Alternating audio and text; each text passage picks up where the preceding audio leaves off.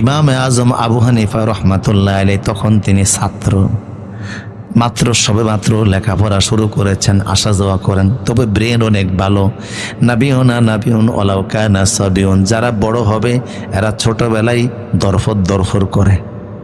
যেই পাখি ওরে ওই পাখি দেখবেন খাঁচার ভিতরে একটা দরফর আছে না নাই? তো সেই জামানের এক লোক, ওনার বাড়ি হচ্ছে কুফা নগরীতে।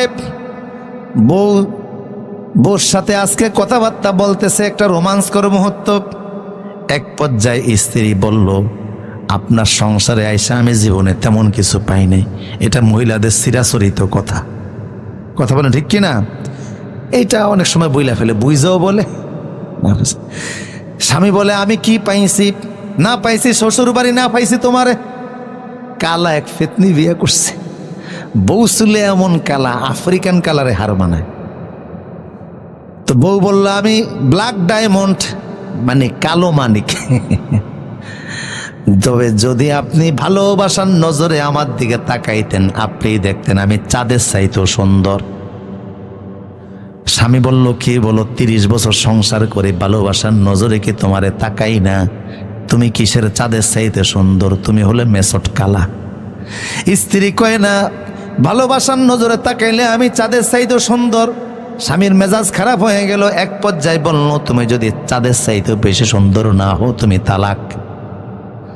কথা একটা বইলা তো ফেস লাগছে, সমস্যায় পড়ে গেছে। রাত কাটছে কানতে কানতে, সকালবেলা ঘুম থেকে উইটা দেখে, হায় হায়, যে কালা বউ বিয়ে করছি, এ তো কোনোদিন চাঁদের চাইতে সুন্দর হওয়া সম্ভব না। কাজে বুড়াকালে বউ চলে যাবে, আমি বিচ্ছিন্ন হয়ে যাব।